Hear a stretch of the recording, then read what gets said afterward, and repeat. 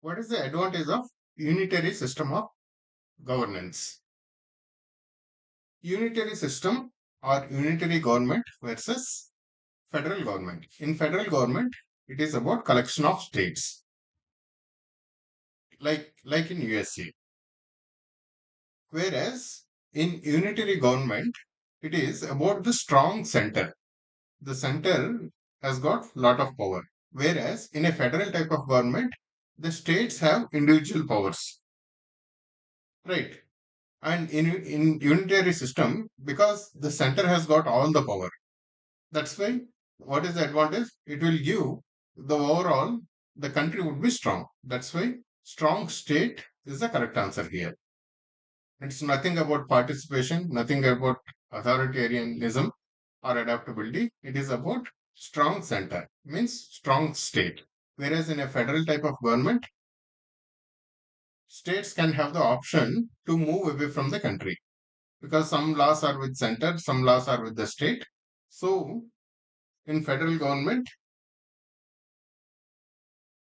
it might not always be very strong. That is the risk, right? The risk of this is some states can actually say that they want to move out of the country, withdraw from the group. That is the risk with federal type of government. In unitary system, that's why we say it is the advantage is strong state. Next one. What is the basis of classification of government as unitary and federal? We just discussed. It is about relation between center and states. In unitary system, the center has got all the power, whereas in federal case, the power is distributed between center and states as per the constitution. Certain items will go to center, certain items will go to states, like that of in USA. Right. It is about the classification of governments is about center and state distribution of power. It is not about executive and judiciary. It is not about legislature and executive. Right. It is about the distribution of power between center and states. That is the distribution which is as per the constitution. And the states have the right in a federal type of government. That is the risk also to withdraw from the group. Right, guys? Next one. What is Indian Constitution? Indian Constitution, we call it, it is quasi-federal. It is not completely federal.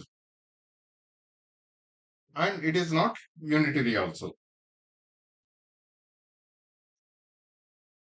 And why do we call this quasi-federal?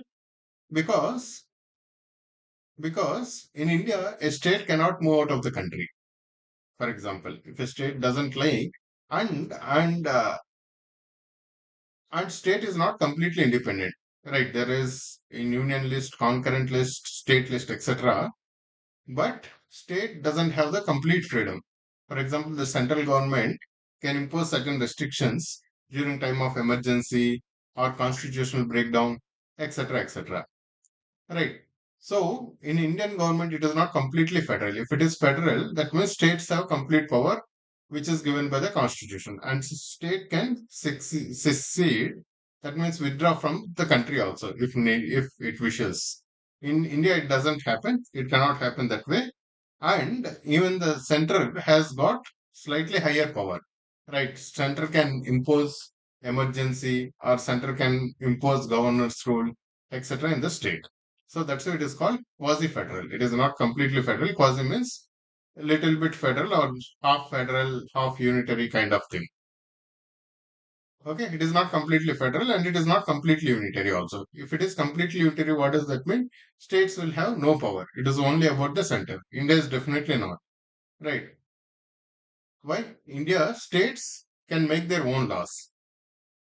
And states have lot of independence also. They can create their own budgets. They can put their own expenses, etc. Next one. Which of the following is the inalienable attribute of the parliamentary system of government? Parliamentary system versus presidential system. Indian system is parliamentary system. USA system is presidential system. The major difference between these two is executive and the legislator, how they work together. In India, executives, who are executives? Executive function is like the district collectors, etc. Right? They kind of report to the legislature, right? In India, right? Executives cannot work independently of legislature. Whatever action that executives are doing, ultimately they have to answer to the legislature. That is Indian form. Whereas in USA, let's say, for example, Biden is the head of executives. He is not head of legislature. Executive is completely independent of legislature. What is legislature? Legislature is the people, is the set of people who make the laws. In India, executives means the set of people who implement the laws. Now, the people who implement the laws are answerable to the people who are making the laws. Who are making the laws? These are this is the parliament. Parliament is making the laws, right? The executives are actually answerable to the ministers of certain departments, etc. Whereas in case of USA, they are not answerable to legislature. Executives are not answerable to legislature and the president. For example, in the case of America, Joe Biden, he is not answerable to any legislature. He is the head of executives. He is the head of executive in that case. In Indian case, in Indian case, which is a parliamentary case, there is this linkage between executive and legislature. Next is a very easy question. What is democratic socialism? Just the word says it. Right. It is about bringing socialism in democratic ways. Obviously, in a country, in a democratic country, violence is not permitted. You cannot bring socialism through violent means. Right. B and C are anyway gone. Right. Through peaceful means, it's not just about peace, it's about democratic also. So the correct answer is bringing up socialism through democratic means. Which of the following elements are necessary for a democratic system? Free and unbiased election, equality of opportunity, protection of rights. See, all three are very much needed, right? For example, let's say if the election is not free, if you have to pay to put your vote, who will put? Right. So elections have to be free. If someone has to pay, then no one will pay, and even when it is free, the turnout percent is in 60s only. And if it is paid, or some people have to pay to cast their vote, then no one will cast their vote. And obviously, it should be unbiased. If it is biased, then what's the need of election? There is no need of election if it is anyway biased. So, free and unbiased election is very much important. Equality of opportunity. This is also very much important in a democratic system. Everyone is equal, all are equal, right? That is equality. And protection of rights. This is also very important. We have rights, fundamental rights, and constitution protects all of them. The judiciary protects all of them. So, so all three elements are very important for a democratic system. So, correct answer is all of this. Next one. Which of the following countries enjoy a federal form of government? Federal means collection of states. USA is a collection of states. Some powers are with the center, some powers are with the state, as per the definition of constitution. So the correct answer is USA. Next one. The declaration that democracy is a government of the people, by the people, for the people. Who made this? This was made by Abraham Lincoln. Who is Abraham Lincoln? He was the 16th president of United States of America. Very famous person, Abraham Lincoln. He made this statement. Next one. The presidential government operates on the principles of presidential government versus parliamentary government. The major difference is the division of powers between executive and legislature. In presidential government, executive is not answerable to legislature, whereas in parliamentary government, which is like us, executive is answerable to legislature. In this case, the separation of powers between executive and legislature is very important. Is the major difference. It is not centralization of powers. It is not balance of powers. It is actually separation of powers. Legislature will do their work. Executives will do their work, and they don't report to each other. Next one. Here, the kinds of government that we discussed and the kinds of principles. For example, presidential government is about separation of powers between legislature and executive. Parliamentary government, it's about executive and legislature are very closely related. In presidential government, executive is not answerable to legislature, whereas in parliamentary government, executive is answerable to legislature. Who is executive? Executives are the UPSC or the district collectors, all these people. These are executive people. And legislature, who are legislatures?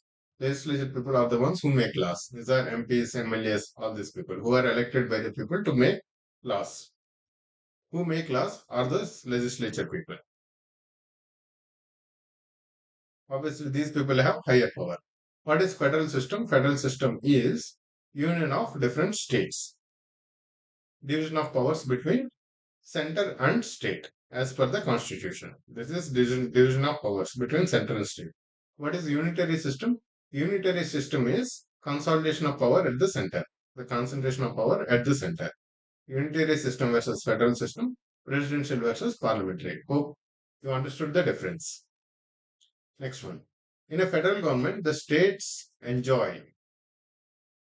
Federal government is a collection of states. What do the states enjoy? States enjoy whatever the power that is given by the constitution to them. There is no other power. The constitution divides the power between center and the state, and whatever is given to the state, that is their power, and center doesn't interfere there. Whereas in case of India, India is quasi-federal. Center can sometimes interfere by stating things like emergency and all. Right. But in a federal government like that of USA, center will not interfere with the states. States will make laws in the areas given by the constitution. Next one.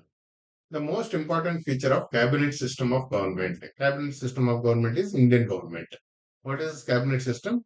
It is, what is the most important feature? It is collective responsibility. Though there are different ministers for different departments and all, ultimately it is the collective responsibility.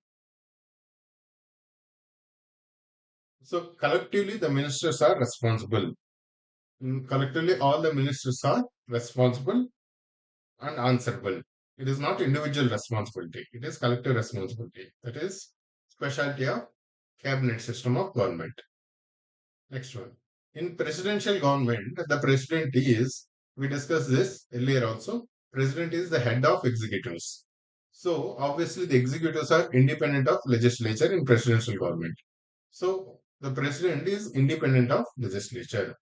He is not dependent on legislature. He is not dependent on judiciary. He is not bound by advice of anyone. And he is independent of legislature. He is the head of executives and he is independent of legislature. Next one. Members of the executive under presidential system of government. See, executives are independent of legislature. So they definitely are not members of either houses of legislature. These guys are not legislatures. These guys, the executive guys, they are independent of legislature guys. These guys are different. These guys are different. And that is the presidential system of government. And these guys cannot be members of legislature. These guys cannot make legislature. Right. Next one. Persons may change, but rules should not change. This is the constitutional form of government.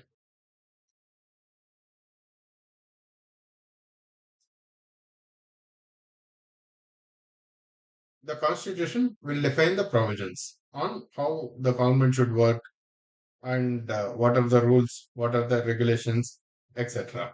Now, with elections, obviously the persons will change. Earlier, government was with run by some person, some set of people. Now, new government will be run by some different set of people. So, people will change, but the rules are defined in the constitution. They will not change. So, that is the constitutional government. What is monarchy? Monarchy is like king, their son, their grandson. That is kind of monarchy. So constitutional government is about people will change. People will change basis elections. But the rules will not change because rules are about what is written in the constitution. Next, a federal structure for India was first put forward by, this was Act of 1935. What is Act of 1935? It is called Government of India Act of 1935. This is the for the first time where this act for the first time has divided the subjects or divided the powers into federalist, provincialist, and concurrent list. Right. It kept certain powers for the center and it kept certain powers for the provinces and it kept certain powers for the viceroy. Whatever are the leftover which are not given to the center, which is federalist or provincial list. Provincial list is the one which is given to the provinces. Provinces are roughly equal to the states. Basically, it has given three. It has given federal list. Federal list is one that goes to the center, then provincial list which goes to the states, and then whatever is left over, it will go to viceroy. So this was the first time. This Act of 1935, which is also called Government of India Act of 1935. This was the first time where a federal structure. What is a federal structure? Federal structure is a collection of states, into the in the country to make it into a country. This was the first time in 1935 where the collection of states were designed, and it was as per this act, the center will get certain items, power in certain items, which is federalist, and states will get certain power in certain items, which is provincialist, and residuary powers were given to the viceroy. And but this act never actually happened because the princely states, they did not join the federal structure.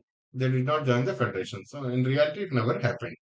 But it was proposed by this act. Right? Yes. Hope you like this. Thank you.